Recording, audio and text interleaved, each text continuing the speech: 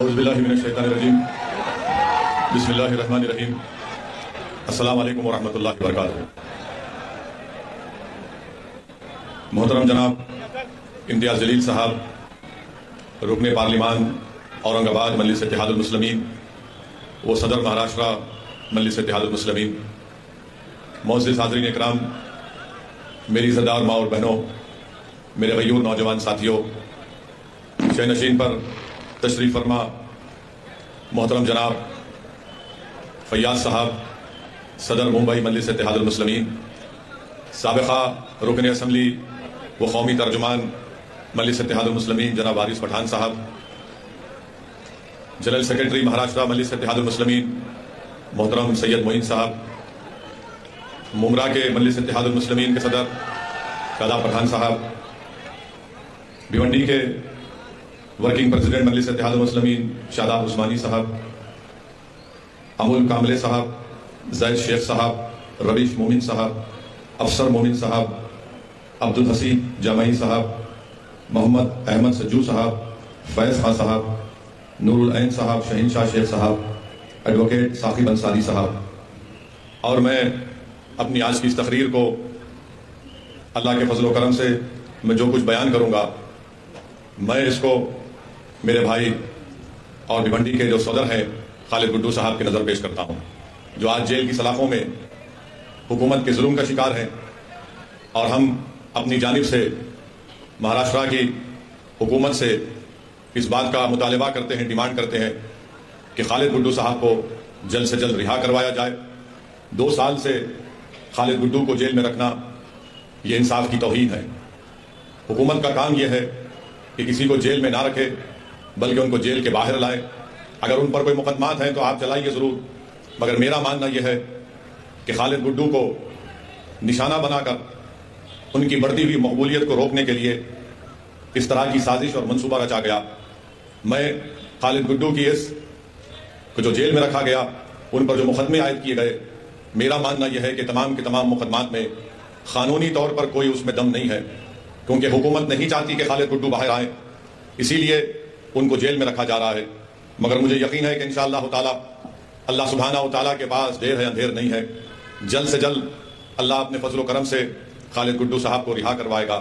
मैं महाराष्ट्र की हुकूमत से भी ये कहना चाहूँगा, यहाँ के मुख्यमंत्री से ख़ास तौर से कहना चाहूँगा कि जिस तरह से दिल्ली की हुकूमत शिवसेना के MLAs के ऊपर ED का रेड कर रही है, और जिस तरीके से शिवसेना और ख़ास तौर से महाराष्ट्र के मुख्यमंत्री बड़े बेचैन नजर आ रहे हैं कि कहीं मेरे किसी प्यारे को जेल में ना डाल दिया जाए, तो मैं महाराष्ट्र के मुख्यमंत्री से कह रहा हूं कि अगर आपको अपने लोगों की फिक्र है कि कहीं मोदी की हुकूमत उनको जेल में डाल दे, तो फिर आपको ये सोचना पड़ेगा कि आपने कैसे अपनी हुकूमत में खालिद गुड्डू को जेल में डाला।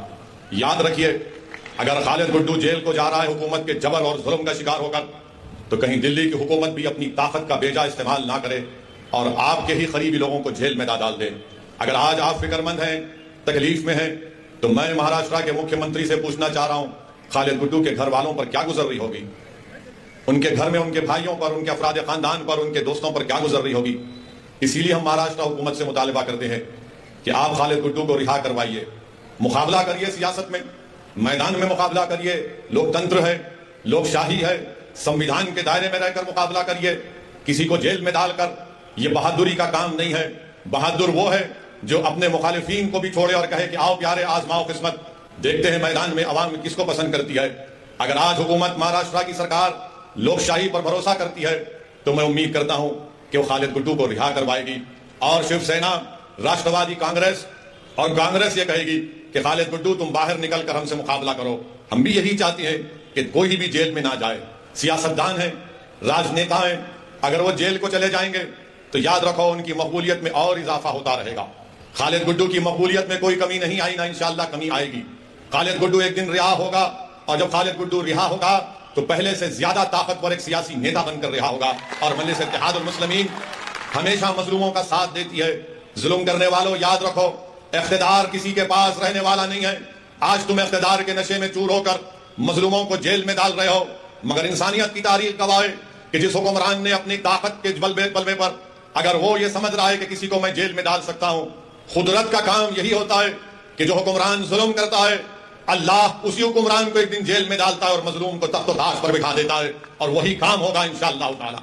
मगर मेरे अजीज दोस्तों और बुजुर्गों, खालिद गुड्डू से दुश्मनी इसलिए क्योंकि खालिद गुड्डू पावर के खिलाफ है।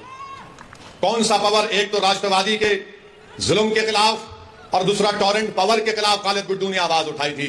तो दोनों को यह पसंद नहीं आया कि यह कौन दीवाना खड़ा हो गया जो हमारे इख्तिदार की बुनियादों को हिला के रख दे रहा है। तो टॉरेंट पावर और राष्ट्रवादी दोनों मिलकर खालिद गुड्डू के खिलाफ झूठे मुकदमे आयद करके हजरत पुलिस को भी इस्तेमाल कर लिए और खालिद गुड्डू पर इल्जाम लगाकर उनको जेल को भिजा दिया। मुझे इस बात की कोई फिक्र नहीं है। मुझे इस बात को खुलकर कहना पड़ेगा कि अगर कोई भी ओहदेदार गवर्नमेंट का, उसको रूल ऑफ लॉ को फॉलो करना है, उसको कानून को, संविधान पर अमल करना है। अगर आज आप संविधान को नजरअंदाज करके, रूल ऑफ लॉ को नजरअंदाज करके, जिसको उर्दू में कहती है कि कानून की बालादस्ती को अगर आप नजरअंदाज कर रहे हैं, आज आप मौज मना लो, कल ये लोग जब इख्तिदार पर सत्ता में नहीं रहेंगे तो फिर कौन आएगा आपको बचाने के लिए। इसीलिए हम अपील कर रहे हैं कि महाराष्ट्र की सरकार, जो महाराष्ट्र की जेलों में जो लोग मजलूम हैं उन सबको रिहा करे। मैं खालिद गुड्डू की बात नहीं कर रहा हूं। जो कोई भी महाराष्ट्र की जेल में जुल्म का शिकार है उनको छोड़ा जाए, चाहे वो खालिद गुड्डू हो या नवाब मलिक हो, उनको भी छोड़ना चाहिए। नवाब मलिक की बात नहीं करेंगे। मुल्क का माहौल इस तरह से बना दिया गया कि बीजेपी, राष्ट्रवादी कांग्रेस, शिवसेना, समाजवादी पार्टी, ये तमाम नाम निहाद सेकुलर पार्टियां ये चाहती हैं कि भला हम तक ना आए, हम जेल को ना जाएं, मगर हमारे पार्टी में अगर कोई मुसलमान है तो उसको जेल में डाल दो, हम जेल को नहीं जाएंगे। ये सच्चाई है, मैं बता रहा हूं आपको। मैं इल्जाम नहीं लगा रहा हूं, दलाइल और दलील दे रहा हूं। जब राष्ट्रवादी कांग्रेस के मुखिया जनाब शरद पवार साहिब दिल्ली जाकर दिल्ली के बादशाह नरेंद्र मोदी से मुलाकात करते हैं तो मीडिया ने रिपोर्ट किया कि शरद पवार साहिब ने देश के प्रधानमंत्री जो इस वक्त भारत के बादशाह बने बैठे हैं उनसे कहा कि संजय राउत पर कुछ मत करो, उसको जेल में मत भिजाओ, उसके खिलाफ इंक्वायरी मत करो। मैं पूछना चाह रहा हूं राष्ट्रवादी कांग्रेस के लोगों से, उनको नवाब मलिक क्यों याद नहीं आया? नवाब मलिक का नाम लेना था ना। जब देश के प्रधानमंत्री से मिल रहे तो आप ही के पार्टी का नवाब मलिक है, उसके बारे में भी बोल देते कि नवाब मलिक को भेजा, जेल में डाला गया। मगर नवाब मलिक का नाम नहीं आया। किसका नाम आया? शिवसेना के संजय का नाम आया। तो क्या संजय मलिक से ज्यादा अजीज हो गया राष्ट्रवादी कांग्रेस को? यह हकीकत है, मेरी बात को याद रखो आप। मेरे इस तकरीर के बाद शुरू हो जाएंगे मीडिया के लोग जो शिवसेना की गुलामी करते हैं, तो कोई मोदी की गुलामी करते हैं, तो कोई शरद पवार की गुलामी करते हैं। मैं अवाम का नुमाइंदा हूं, मैं इनका कादिम बनकर सच्चाई को बयान कर रहा हूं। यह बात सच है कि संजय का नाम शरद पवार साहिब लिए, नवाब मलिक का नाम नहीं लिए। क्यों? नवाब मलिक क्या कमतर है संजय से? आप बताओ, क्या नवाब मलिक कमतर है संजय से? क्या नवाब मलिक और संजय बराबर नहीं है? जब बराबर है तो बोलते भी नहीं है जबान से अपनी। क्यों नहीं बोलते? मुसलमान कहां जाएगा? इसको डराओ, दौड़ते हुए आएगा हमारे पास। बोलो इसको सेकुलरिज्म, ये सेकुलरिज्म का गुलाम है, ये हमारे पास दौड़ के आएगा। बोलो इसको गंगा जमुनी, वो बाजा बजा कर आएगा। एक मुशायरा कर दो तो दौड़ कर आएगा। मगर यह आपकी अहमियत है। जब चुनाव आएगा तो चुनाव में कहेंगे ओवैसी की बात पे यकीन मत करो, मोदी को रोकना है, शिवसेना को रोकना है। जब महाराष्ट्र के विधानसभा चल रहे थे, इसी जगह पर मैं आया था, इसी विधानसभा में भिवंडी के, मैंने आपसे अपील की थी कि यहां से खालिद गुड्डू को कामयाब करिए। मैं आपका शुक्रिया अदा भी करने आया हूं कि आपने अपनी दुआओं से मजलिस इत्तेहाद और मुस्लिमीन के उम्मीदवार खालिद गुड्डू को 44,000 वोट से नवाजा। मैं आपको दिल की गहराइयों से सलाम करता हूं। मगर उस वक्त आपको याद होगा, यही राष्ट्रवादी के लोग, कांग्रेस के लोग कह रहे थे ओवैसी को वोट मत दो, भाजपा और शिवसेना को रोकना है।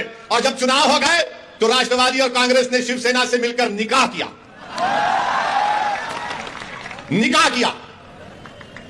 अब ये 1, 2, 3 में दूल्हा कौन है मुझे नहीं मालूम, मगर एक सदाबहार दूल्हा आपके सामने खड़ा हुआ है। जब सत्ता को मिलना था, सीएम की कुर्सी थी, मंत्री की पोस्ट थी, दौलत थी, इख्तिदार था, तो बोले मुसलमान का छोड़ो, कहां जाएगा? उसको हम तो हमेशा से धोखा देते आए हैं। हमने भिवंडी में फसाद करवाया, भिवंडी में मरवाया, इंक्वायरी कमीशन की रिपोर्ट भी आई, मुसलमान भूल जाता है। जज्बात पे लाओ मुसलमान को, भाजपा का, शिवसेना का, सेकुलरिज्म का, इसको पार्ट इसके सामने पढ़ो, मुसलमान सन्नाटे में आ जाता। अब आप बताइए, जब मैं पुकार कर कह रहा था 2019 के असेंबली और विधानसभा के चुनाव में कामयाब करो खालिद गुड्डू को, आपकी आवाज विधानसभा में जानी चाहिए, तो मेरी ही मुखालिफत में हमारे ही दरमियान से लोग खड़े होकर कहे ये जज्बाती बात करता है। अब बताओ क्या मैं सच था या और आप झूठे नहीं थे?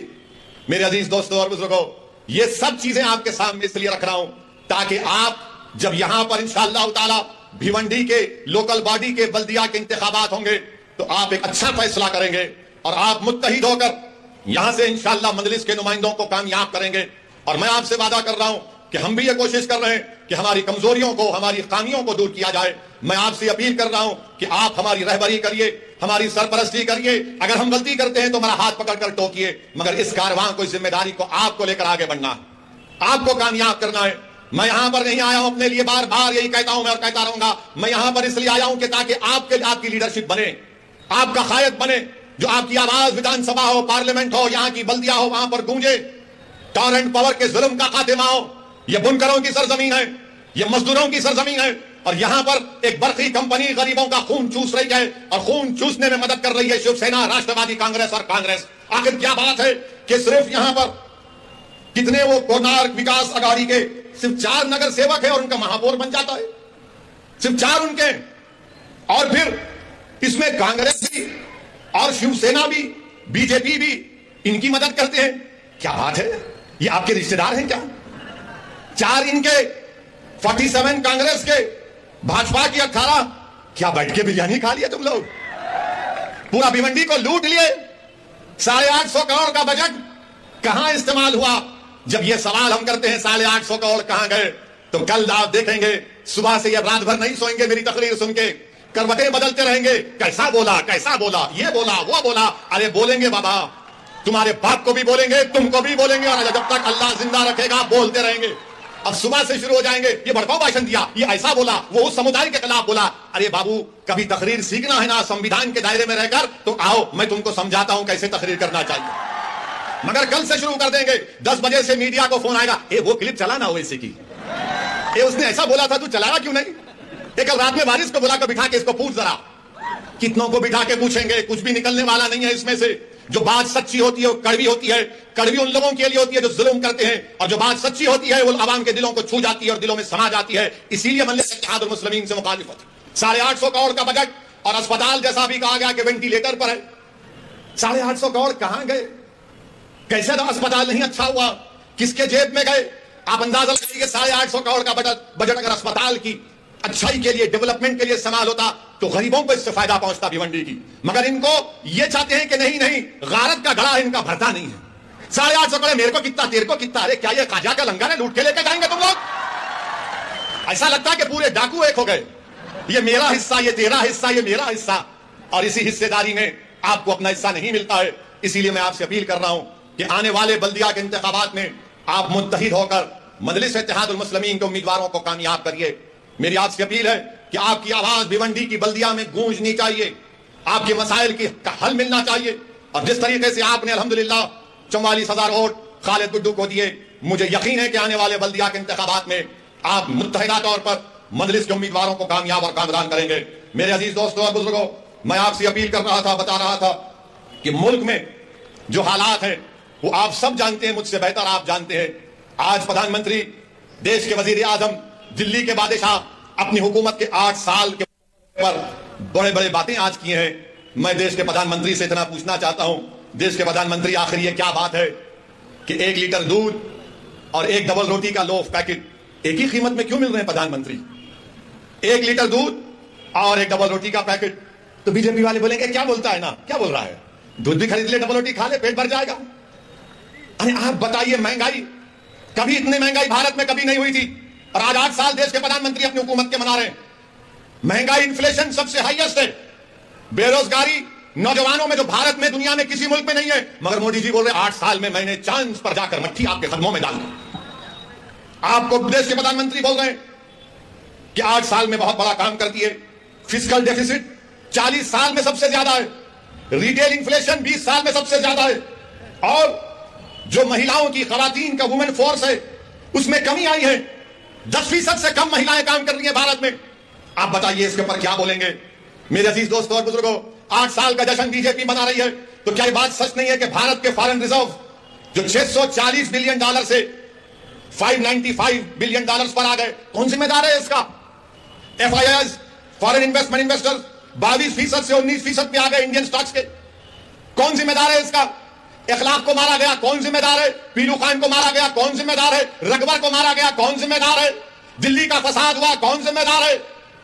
गाय के नाम पर पीटा गया, कौन जिम्मेदार है? गाड़ी के नाम पर मारा गया, कौन जिम्मेदार है? सर पर टोपी पहनने पर मारा गया, हाफिज जुनैद को बचलती हुई ट्रेन में मारा गया, कौन जिम्मेदार है? सेंधवा में 12 घरों को तोड़ दिया गया, कौन जिम्मेदार है? मध्य प्रदेश खरगोन में 22 घरों को तोड़ दिया गया, कौन जिम्मेदार है? राजस्थान के खैरोली में फसाद हुआ, कौन जिम्मेदार है? और 8 साल का जश्न मना रहे हैं, इस पर कोई बात नहीं करेगा। अब जब आप भाजपा के लोगों से पूछेंगे, ना मोदी जी ने तो 370 निकाल दिया, तो जब 370 निकाल कर आपने कहा था कि आतंकवाद का खात्मा कर दिया, तो कल एक टिकटॉक एक टीवी के स्टार को गोली मार दी गई, कौन जिम्मेदार है? एक गवर्नमेंट का मुलाजिम पंडित था, कश्मीरी पंडित, उसको मार दिया गया, कौन जिम्मेदार है? तुमने झूठी पिक्चर तो बना दी जज्बात में नफरत पैदा करने के लिए इस्लाम और मुसलमानों के लिए, मगर वो पंडित को मारा, कौन जिम्मेदार है? तुम्हारी सरकार है। पड़ोसी पाकिस्तान से टेररिस्ट कश्मीर में घुस कर आकर गोलियां चलाते हैं, कौन जिम्मेदार है इसका? आपकी सरकार है। नौकरियां नहीं है, कौन जिम्मेदार है इसका? कौन जवाब देगा इसका? हां, मैं मानता हूं कि इन सब की जिम्मेदारी अगर किसी पर है, इन्फ्लेशन बढ़कर है तो मुगल बादशाह अकबर जिम्मेदार है। नौजवानों में, युवाओं में बेरोजगारी है तो ताजमहल बनाने वाले शाहजहां की जिम्मेदारी है। पेट्रोल डीजल बढ़ गया, औरंगजेब जिम्मेदार है, मोदी जी नहीं है जिम्मेदार। ये लोग करके गए, इसीलिए पेट्रोल आज तक बढ़ रहा है। सरकार आपकी है, मैं खुद कह रहा हूं ना, औरंगजेब, अकबर, शाहजहां सब जिम्मेदार हैं, मोदी जी नहीं है जिम्मेदार। मेरे अजीज दोस्तों और बुजुर्गों, एक बात मैं भारत के मुसलमानों को भिवंडी से कहना चाहूंगा। भारत के जो सेकुलर जहन रखने वाले हमारे हिंदू भाई बहन हैं, दलित हैं, ओबीसी समाज के लोगों से कहना चाहूंगा, भारत कैसे बना? ये आज जो भारत है कैसे बना? ये आरएसएस, बीजेपी कहती है कि आक्रमण करने वाले मुसलमान आए थे, कहते हैं ना, ये आए थे, आक्रमण करने वाले आए थे भारत में। तो क्या भारत की तारीख सिर्फ मुगलों से शुरू हुई क्या? नहीं, 65,000 साल पहले भारत में, जो मौजूदा भारत है या जो हम जिसको कहते हैं ये हमारा जो खित्ता है, उसमें 65,000 साल पहले अफ्रीका से लोग आए थे। 65,000 years ago people from Africa came to India, Bharat of that time. फिर 45,000 साल पहले ईरान से किसान आए थे। फिर उसके बाद मशरिकी एशिया से, ईस्ट एशिया से लोग आए। फिर उसके बाद से सेंट्रल एशिया, वस्ती एशिया से लोग आए, उनको आर्यन बोलते। तो 4 किस्म का माइग्रेशन हुआ, अफ्रीका से, ईरान से, और तीसरा हुआ मशरिकी एशिया से, जिसको स्टेट्स पैस्टोरलिस्ट कहते हैं, चौथा वस्ती एशिया से, जिनको आर्यन कहते हैं। ये 4 आए तो भारत बना। अब भारत किसका है मालूम आपको? मेरा भी नहीं है भारत, ना उद्धव ठाकरे का भी है, ना ओवैसी का है, ना मोदी का है, ना शाह का है। भारत अगर किसी का है तो द्रविडियन का है, आदिवासियों का है। द्रविडियन और आदिवासियों का है। मीडिया वालों तुमको मसाला दे रहा हूं, मगर याद रखो अगर तुम चलाओगे तो फंस जाओगे। चलाओ, मेरे को कोई बात नहीं है, क्योंकि दूल्हे का नाम लेकर ही तो नाम चलता है। चलाओ। तो 4 लोग आए थे, माइग्रेशन हुआ। ये मुसद्दिका आपसे कह रहा हूं, मगर बीजेपी वाले से कहते हैं मुगल आए। अभी अफ्रीका से भी तो आए थे, ईरान से भी आए थे, सेंट्रल एशिया से भी आए थे, ईस्ट एशिया से भी आए थे। ये सब मिले तो भारत बना। मगर आदिवासी यहां का है, द्रविडियन यहां का है। ये आर्यंस आए थे 4000 साल पहले। अच्छा, हैरत की बात यह है कि जब मैं ज्ञानवापी मस्जिद के बारे में कहा कि बाबरी मस्जिद की तरह इसको छीनने की कोशिश की जा रही है, तो सोशल मीडिया पर संघ परिवार के लोगों ने कह दिया, ए ओवैसी तो इसके पूर्वज ब्राह्मण थे। मेरे बाबा का नाम सुल्तान सलाहुद्दीन ओवैसी, दादा का नाम अब्दुल वाहिद ओवैसी, दादा के बाबा का नाम इस्माइल ओवैसी, और भी जा सकता हूं। नहीं, ये ब्राह्मण थे। अच्छा, अब इसका जवाब यहीं पर देता हूं भिवंडी में, सुनो। आप मुंह नहीं लगना मेरे, तुम याद रखो, मैं उन पागलों की तरह नहीं हूं, थम्स अप नहीं हूं, दलाइल देकर बात करता हूं। सुनो, मेरा ताल्लुक किससे? मेरा ताल्लुक बाबा आदम से। हम तमाम का ताल्लुक, हमारे अब्बा कौन है? अब्बा कौन है? हमारे अब्बा कौन है? बाबा, हमारे अब्बा आदम है। और जब अल्लाह ने हजरत आदम को हमारी अम्मा के साथ दुनिया में भिजाया तो अब्बा ने कहां कदम रखा मालूम? भारत में। तो ये मेरी बाप की जमीन हुई। अब बाप की जमीन से औलाद का कोई हक छीन सकता? अब्बा, अल्लाह भी जाया तो बोले भारत में आ गए, ये कदम यहीं रखा, अब्बा की जमीन है। अबे तू मेरे को कहां मिला रहा जाके? मेरा ताल्लुक अब्बा आदम से है प्यारे। मगर जब तुमने ब्राह्मण कहा तो क्या यह बात सच नहीं है कि बाल गंगाधर तिलक जो भारत की आजादी में बहुत बड़ा किए, मुजाहिद आजादी है, क्या उन्होंने नहीं कहा था कि आर्यन लोग आर्टिक से आए थे? आर्टिक उन्होंने कहा था ये बात। अब बताओ इस पे क्या बोलेंगे? क्या बोलेंगे तुम बताओ इसको? इसलिए कह रहा हूं कि भारत में अगर कोई इंडियन माने ओरिजिनल है, वो आदिवासी है, द्रविडियन है, बाकी के सब लोग आए। और ये प्रूव हो चुका है कि आबादी का 65% हिस्सा, ये 4 जो माइग्रेशन हुए, आप करा के देख लो।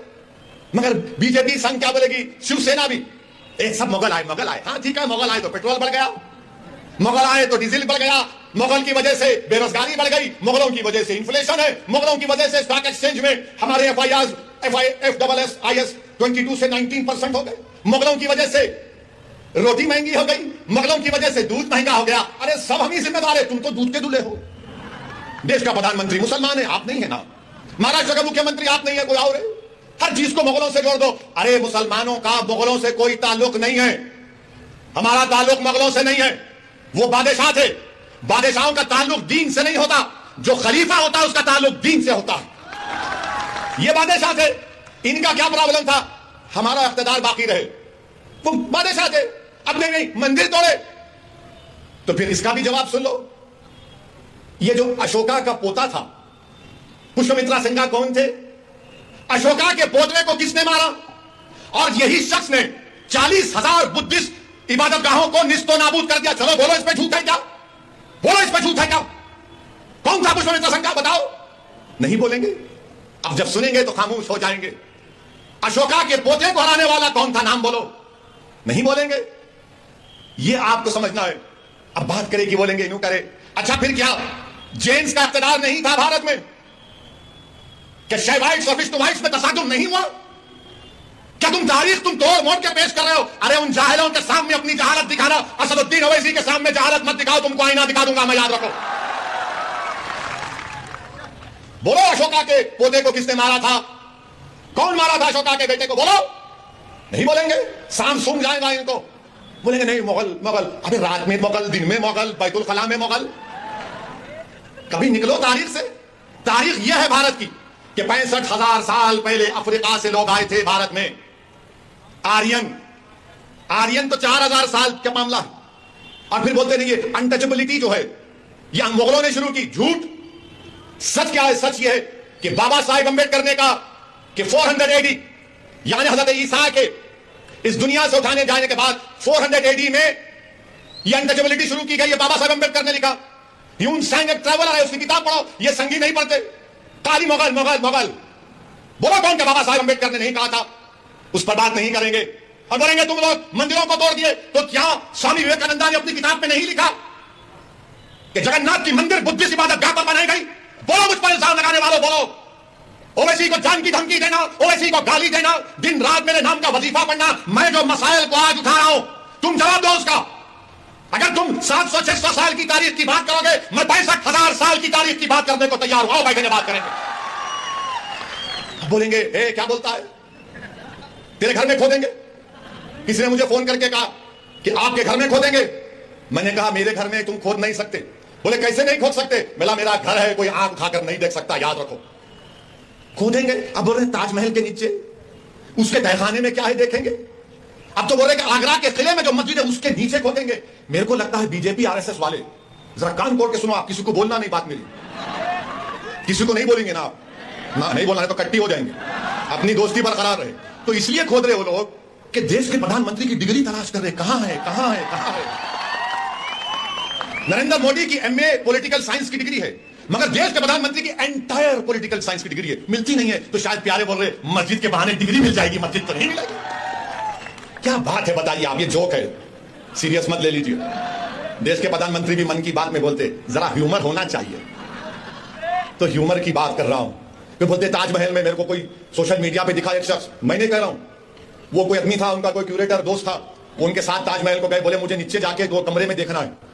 तो उसने सोशल मीडिया पे लिखा कि तुम्हारा फोन डिपॉजिट कर दो, फोन डिपॉजिट कर दिए। उसके बाद नीचे गए तो फिर चेकिंग हुई। फिर वो कमरे के पास ताले पर लगा हुआ था गवर्नमेंट ऑफ इंडिया का स्टैंप। बोले नहीं अंदर नहीं आ सकते आप। अरे बोले भाई खाली खरीद करके नहीं, देखना भी नहीं, तुम कान लगा के सुन सकते। तो बेचारे कान लगाए तो अंदर से इंसानों की आवाज आ रही थी, अंदर से इंसानों की बड़ी प्यारी आवाज आ रही थी। और वो आवाज क्या बोल रही थी? चौकीदार से पूछो महंगाई इतनी क्यों है। इस पे तो केस नहीं बुक हो सकता ना, जाओ बुक कर लो शाहजहां पे, मुमताज पे, मुझे क्या करना। मैं सोशल मीडिया पे पढ़ के कह रहा हूं, उसको बुक करो आप। मगर मेरे अजीज दोस्तों और बुजुर्गों, मुल्क की हालात आपको यह बता रहे हैं कि नफरत और बीजेपी और संघ परिवार मिलकर भारत के मुसलमानों के खिलाफ एक ऐलान जंग कर चुके हैं, ऐलान जंग कर चुके हैं, और हमारी हर तहजीब की हर निशानी को मिटाना चाहते हैं, हर चीज को मिटा देना चाहते हैं। हलाल गोश्त देश के लिए खतरा, हिजाब देश के लिए खतरा, दाढ़ी देश के लिए खतरा, टोपी देश के लिए खतरा, मस्जिदें देश के लिए खतरा, मस्जिद की मीनारें देश के लिए खतरा, मस्जिद की अज़ान की आवाज देश के लिए खतरा, सब चीज खतरा है देश के लिए। और इस बात में आप देख लो, जब ये बातें हो रही हैं तो क्या कांग्रेस कुछ बोलती, क्या राष्ट्रवादी कुछ बोलती है, क्या शिवसेना कुछ बोलती है, क्या समाजवादी कुछ बोलती है, क्या आम आदमी पार्टी कुछ बोलती है? कोई अपने आप को सेकुलर पार्टी बोलने वाले कुछ नहीं बोलेंगे। हलाल पे गोश्त पे नहीं बोलेंगे, हिजाब पे नहीं बोलेंगे, अज़ान पे नहीं बोलेंगे, ज्ञानवापी मस्जिद को छीनने की बात पर नहीं बोलेंगे। क्यों नहीं बोलेंगे? मुसलमान को डराओ, वो तो हमारा कैदी है, और हम ज्यादा बोलेंगे तो हमारा हिंदू वोट हमको नहीं मिलेगा। मेरे अजीज दोस्तों और बुजुर्गों, इसका मुझे जिस बात का अंदेशा है कि अगर इस तरह से दबाया जाएगा, इस तरह से रुसवा किया जाएगा, तो फिर ये जो नौजवान जो आज भारत में खासतौर से दलित और मुसलमान नौजवान हैं, अगर उनका एतमाद जमहूरियत से, लोकशाही से अगर कम हो जाएगा, वो अपने घरों में जाकर बैठ जाएंगे, वो घरों में जाकर अपने बैठ जाएंगे और दूसरे दर्जे के शहरी बन जाएंगे। मैं नहीं चाहता कि ये नौजवान जो कल इस देश का मुस्तकबिल इनके कंधों पर आएगा, वो मायूस होकर, रुसवा होकर अपने घरों में बैठ जाएं, अपने दरो दीवार को बंद कर ले, अपने दिमाग को सोचने की और तमीज पर जोर ना डालें और बंद कर ले अपने दिमाग को। वो हमारी जमहूरियत के लिए खराब दिन होगा। इसीलिए मैं कहता हूं और कहता रहूंगा, जमहूरियत है। ज्ञानवापी मस्जिद के बारे में बोला तो कौन सा गुनाह किया? मैं जब बाबरी मस्जिद का फैसला आया था, मेरी प्रेस कॉन्फ्रेंस उठाकर देख लो आप, मैंने उस फैसले को कहा था, अंग्रेजी में कहा था कि this is a victory of faith over facts, this is a victory of faith over facts. मैंने अपने प्रेस कॉन्फ्रेंस में कहा था कि मुझे अंदेशा है कि इस फैसले के बाद और मसाइल शुरू हो जाएंगे। मैंने नाम लेकर कहा था, ज्ञानवापी, मथुरा, लखनऊ की टीले वाली मस्जिद, सब सच साबित हो रहा आज। उस वक्त भी सब गालियां दिए मुझे। मैं भिवंडी की आवाम से, भारत के मुसलमानों से और भारत के हमारे हिंदू दलित भाइयों से, जो अम्बेडकर और गांधी को अपना लीडर मानते हैं, इस दीवाने की बात का यकीन थोड़ा करो। तुम मुझसे नफरत करो इंफरादी तौर पर, मगर मैं कह रहा हूं तो मेरी बात को सुनो, याद रखो, ये रात लंबी रहने वाली है। भिवंडी के आवाम, भारत के मुसलमानों, मेरी इस बात को याद रखो, ये रात अंधेरी रहने वाली है, लंबी अंधेरी रहने वाली। अगर तुम ये समझ रहे हो कि कोई सेकुलर पार्टी आकर तुम्हारे इस अंधेरे को दूर करेगा, ये अंधेरा क्या है? फिरका परस्ती का अंधेरा, नफरत का अंधेरा। इस अंधेरे में अगर रोशनी अगर कोई पैदा कर सकता है तो आप और हम कर सकते हैं। आप एक चिराग जलाओ अपनी सियासी ताकत का, एक चिराग जलाओ। इस चिराग में तुमको तेल की जरूरत नहीं, इस चिराग में तुमको अपने आंसुओं की और अपने जज्बात की जरूरत है। तुम एक चिराग जलाओ इन तूफानों में, इन नफरत के तूफानों में, इस चिराग को जलाओ और अपनी रोशनी से तमाम माहौल को मुनव्वर कर दो। अगर आज आप खामोश बैठ जाएंगे तो फिर आने वाली नस्ल आपको जवाब नहीं देगी, आपको जवाब देना पड़ेगा। मेरे अजीज दोस्तों और बुजुर्गों, हिजाब, हलाल गोश्त, मस्जिद, अज़ान, CAA सब पे होते होते अब टीवी पर अल्लाह के रसूल सल्लल्लाहु अलैहि वसल्लम की शान में बकवास भी हो रही। एक अंग्रेजी टीवी चैनल के ऊपर भारतीय जनता पार्टी के स्पोक्स पर्सन एक मोहतरमा साहिबा ने रहमतुल्लाह अलैहि सल्लल्लाहु अलैहि वसल्लम पर अनाप शनाप बोल दिया, हमारी उम्मत की मां पर कुछ बोल दिया। मैं पूछना चाहता हूं, क्यों नहीं कांग्रेस बोलती इसके ऊपर, इसके खिलाफ? क्यों नहीं राष्ट्रवादी इस पर कुछ बोलती है? कौन बोलता है? मुसलमान ही बोलता है, असदुद्दीन ओवैसी बोलता है। हैदराबाद में आज कमिश्नर ऑफ पुलिस हैदराबाद के पास एक कुल जमाती डेलीगेशन गया। मगर आपको बता रहा हूं और आप गवाह हैं मेरी इस बात का कि जब कमली वाले पर कोई अनाप शनाप बकता है तो कोई नहीं बोलता। उद्धव ठाकरे के बारे में अगर कोई बोलेगा तो उसके घर को जाकर उसको धमकी दी जाएगी या उसके मुंह पर काली फेंकी जाएगी। शरद पवार पर कोई बोलेगा तो थप्पड़ मारा जाएगा। शरद पवार के बारे में कोई लिखेगा तो उस एक्ट्रेस को जेल में डाल दिया गया। तो बताओ, क्या शरद पवार को बोला जाएगा, उद्धव ठाकरे को बोला जाएगा, मोदी को बोला जाएगा, और जब मेरे रसूल के बारे में बोला जाएगा तो तुम सब गूंगे बन जाओगे? तुम कुछ नहीं बोलोगे। मैं आपसे मुखातिब नहीं हूं, मैं इक़्तिदार की कुर्सियों पर बैठने वालों से पूछ रहा हूं, बताओ, बोलो। शरद पवार के बारे में बोले तो थप्पड़ मारकर ऐनक तोड़ दिए। उस एक्ट्रेस ने कुछ कहा तो जेल में डाल दिए। मोदी के खिलाफ लिखे तो जेल में डालते हैं, योगी के खिलाफ कुछ बोले तो जेल में डालते हैं। और रसूलुल्लाह सल्लल्लाहु अलैहि वसल्लम की शान में अनाप शनाप बकता है। अरे खाली नारे लगाने से कुछ नहीं होता। मैं जो कह रहा हूं सोचो उस बात पर। जब अल्लाह अकबर कहते ना तो उसके माने समझो। मेरे अजीज दोस्तों और बुजुर्गों, आपकी खामोशी मुझे शिकवा इन तमाम पार्टी से नहीं है। मैं आपसे शिकायत कर रहा हूं, मैं आपके सामने अपना दर्द बयान कर रहा हूं। मैं अपनों के दरमियान में खड़े होकर आपसे भीख मांग रहा हूं। मुझे उनसे उम्मीद नहीं है, मुझे आपसे उम्मीद है। अगर मेरी बात कड़वी लग रही तो अपना दीवाना बेटा और भाई समझकर माफ कर दो। मगर मेरा हक बनता है कि मैं तुम्हारे सामने बोलूं। अगर तुम्हारे सामने नहीं बोलूं तो कहां जाकर बोलूं बताओ। मेरे अजीज दोस्तों और बुजुर्गों, इसीलिए आपको अपनी एक सियासी ताकत को मजबूत करना, चाहे जिले सतह पर हो, बल्दिया का इलेक्शन हो, जिला परिषद का इलेक्शन हो, असेंबली का हो, पार्लियामेंट का हो, आपको अपनी आवाज उठानी चाहिए, नुमाइंदा होना चाहिए। मत जाओ इन लोगों की बातों में कि ओवैसी खड़ा होगा तो उन्होंने जीत जाएंगे। अरे जब मैं नहीं भी खड़ा हो रहा हूं तो जीत रहे ना।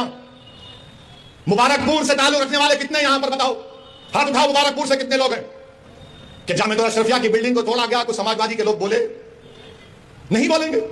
फिर आप क्या करेंगे? नहीं इलेक्शन आए, नहीं ओवैसी बोलता अच्छा भाई, मगर आप क्या करेंगे? आप याद रखो, आप हुकूमतों को नहीं बदल सकते, आप अपने नुमाइंदों को कामयाब कर सकते हैं। आपको अपने नुमाइंदों को कामयाब करना है। और हम भारत के प्रधानमंत्री से अपील कर रहे हैं, रिक्वेस्ट कर रहे हैं कि देश के प्रधानमंत्री आप अपने नेशनल स्पोक्स पर्सन के खिलाफ एक्शन लीजिए। अगर आप सबका साथ, सबका विकास, सबका विश्वास की बात करते हैं, आप हमारे खिलाफ रहिए, मगर इतना नफरत मत करिए कि जिसके नाम का सदका हम खाते हैं आप उनके नाम के बारे में नाम शनाख्त कर दें।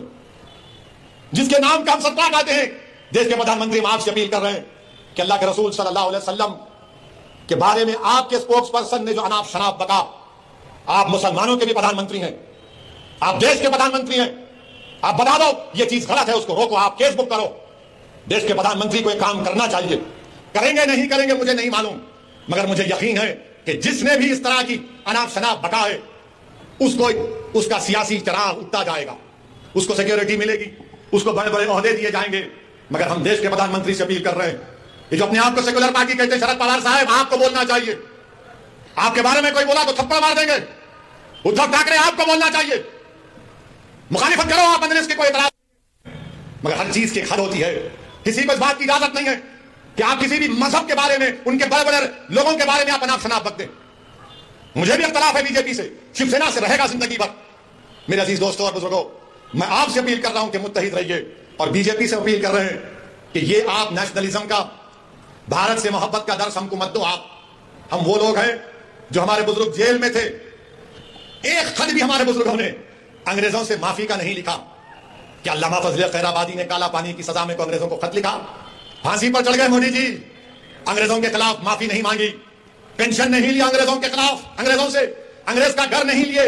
हमने कहा यही हमारा भारत, हमारा घर है, लड़ेंगे अंग्रेजों को भगाएंगे या फिर अपनी जान को कुर्बान कर देंगे।